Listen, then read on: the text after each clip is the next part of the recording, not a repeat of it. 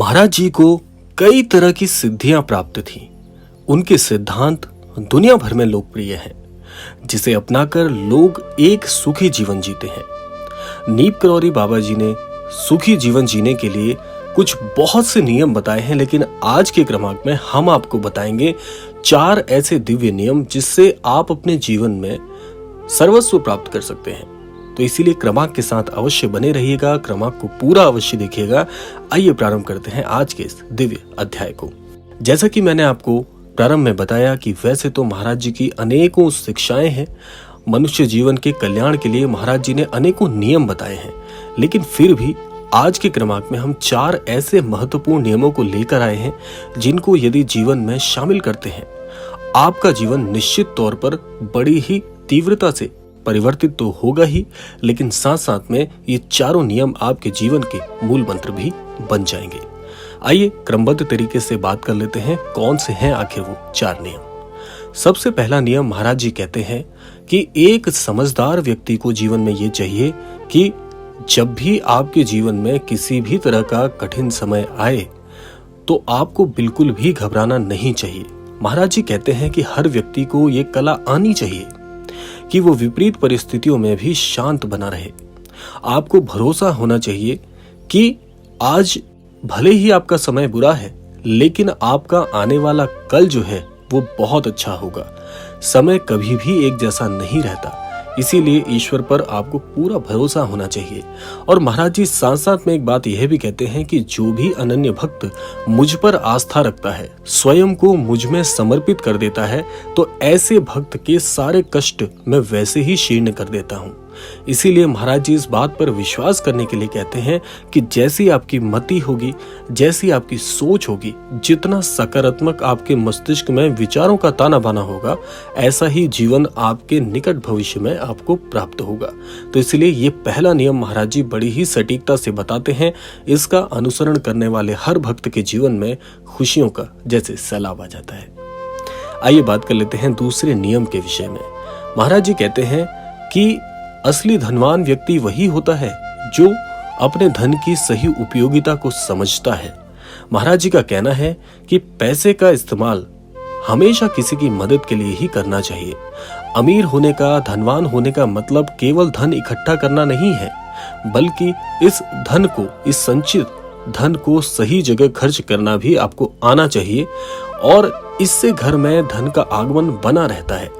इसीलिए अपने धन को समय समय पर किसी धार्मिक कार्य या किसी भी धार्मिक अनुष्ठान पर खर्च करने से आपके धन के सारे कोष पटे हुए रहते हैं। जिस प्रकार से आप अपने धन के कोष को हमेशा भरा हुआ देखना चाहते हैं, उसी प्रकार से आपके सत्कर्मों का जो घड़ा है वह भी पुण्य कर्मों से भरा अवश्य रहना चाहिए।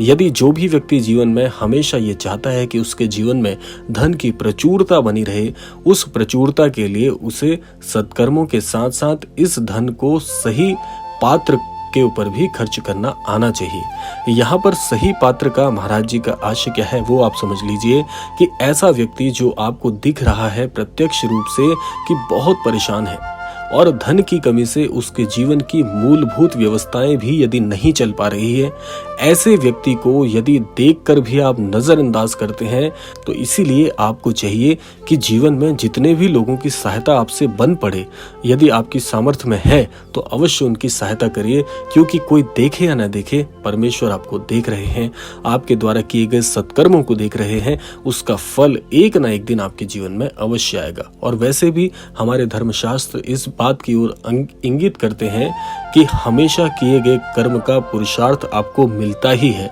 अब चाहे आप गलत कर्म करें या सही कर्म करें, ये आपकी बुद्धि, आपकी मति के ऊपर निर्भर करता है। आइए बात कर लेते हैं अगले नियम की ओर। महाराज जी कहते हैं कि हर व्यक्ति को अपने जीवन में एक गुरु जरूर बनाना चाहिए। गुरु बनाकर उनके सानिध्य में रहने से जीवन को एक सही दिशा मिलती है। इसीलिए हर व्यक्ति को जीवन में सद्गुरु बनाकर उनका दर्शन करना चाहिए और उनसे मार्गदर्शित भी होते रहना चाहिए। ऐसा करने से जीवन का जो लक्ष्य है बड़ी आसानी से प्राप्त किया जा सकता है। अर्थात यदि आपके जीवन में कोई गुरु नहीं है, आपको मार्गदर्शन करने वाला कोई आपके जीवन में नहीं है, तो आप स्वयं सोचिए कि आपने अपनी मंजिल तो बहुत दूर तय की हुई है। आपने एक बड़ा लक्ष्य तय किया हुआ है, लेकिन उस लक्ष्य तक पहुंचने के लिए यदि आपको समय समय पर मार्गदर्शन ही ना मिल पाए तो कैसे आप वहां तक पहुंच सकते हैं।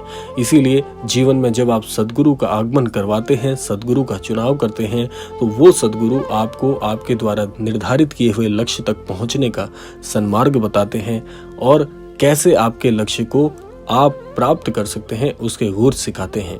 इसीलिए जीवन में सद्गुरु का आगमन बहुत बहुत जरूरी है। बहुत से लोग ये प्रश्न पूछते हैं कि यदि हमारे जीवन में अभी तक कोई भी सद्गुरु नहीं है तो क्या हम श्री महाराज जी को अपना गुरु मान सकते हैं। निसंदेह महाराज जी तो गुरुओं के भी महागुरु हैं, तो इसीलिए महाराज जी को यदि आप गुरु नियत करते हैं तो आप ये मान लीजिएगा कि आपकी मंजिल, आपका सोचा हुआ स्वप्न चाहे कुछ भी हो, महाराज जी आपको अवश्य वहां तक पहुंचाने के लिए मार्गदर्शित करते हैं। आइए बात कर लेते हैं चौथे अद्भुत नियम की, जो कि महाराज जी बताते हैं। नीप करौरी बाबा भगवान हनुमान के परम भक्त हैं। कुछ लोग तो उन्हें हनुमान जी का अवतार भी मानते हैं। महाराज जी का कहना है कि हर व्यक्ति प्रतिदिन हनुमान चालीसा का पाठ यदि करता है तो उसकी श्री हनुमान चालीसा से मिलने वाला जो लाभ है उसके जीवन को बहुत ही अद्भुत बना देता है। महाराज जी कहते हैं कि हनुमान चालीसा की प्रत्येक पंक्ति अपने आप में एक महामंत्र है। जो व्यक्ति हर दिन हनुमान चालीसा का पाठ करता है उसे सभी कष्टों से अपने आप ही मुक्ति मिल जाती है और जीवन में आ रही सारी बाधाएं भी स्वतः ही दूर हो जाती हैं। तो इसीलिए जीवन में श्री हनुमान चालीसा का पाठ प्रत्येक व्यक्ति को करना चाहिए। इसके साथ साथ महाराज जी कहते हैं यदि आपको जीवन में थोड़ा समय अधिक मिलता है, यदि आपकी दिनचर्या बहुत ज्यादा व्यस्त नहीं है, थोड़ा समय निकालकर प्रभु श्री राम जी के नाम का लेखन यदि आप करते हैं तो नाम लेखन कार्य करने से, नाम जाप आदि करने से आपके जीवन में चल रही जो बाधाएं हैं, जो काफी समय से आपको परेशान किए हुए हैं, वो बाधाएं आपके जीवन से स्वतः ही ओझल हो जाती हैं। और जिन लोगों का बहुत परिश्रम करने के बाद भी कठिन समस्याओं से सामना होते रहता है, उनके जीवन से ये बुरा दौर गुजरता नहीं है, तो प्रभु श्री राम जी का नाम लेखन करने से आपके अंतर मन को, यानी आपके आत्मबल को बहुत शक्ति मिलती है और आपकी इच्छा शक्ति इससे प्रबल हो जाती है। और आपकी इच्छा शक्ति के प्रबल होने के चलते आप बहुत ही कार्यकौशल प्राप्त करने वाले व्यक्ति बन जाते हैं। आप जीवन में नई नई सीख को धारण करने वाले व्यक्ति कहलाते हैं और उन सीख का अनुसरण करते हुए आप अपने जीवन में बहुत ही सफलता को अर्जित करते हैं। तो ये थी महाराज जी की वो 4 अद्भुत शिक्षाएं, वो 4 अद्भुत नियम जिनका अनुसरण करके आप अपने जीवन को बहुत ही भाग्यशाली बना सकते हैं और समाज में एक उत्कृष्ट पद को भी आसानी से प्राप्त कर सकते हैं। आशा करते हैं क्रमांक आप सभी के लिए लाभान्वित करने वाला हो। इसी कामना के साथ विदा लेने का समय भी आ गया है। विदा लेने से पूर्व समय है रोजाना की प्रार्थना का। यही प्रार्थना करना चाहूंगा कि श्री महाराज जी आप सभी को सन्मति और सद्बुद्धि की प्राप्ति कराएं। इस संपूर्ण सृष्टि का, इस संपूर्ण लोक का कल्याण हो, इसी कामना के साथ विदा लेते हैं। मिलते हैं अगले क्रमांक में। तब तक के लिए जय श्री राम, जय गुरुदेव, जय उत्तराखंड।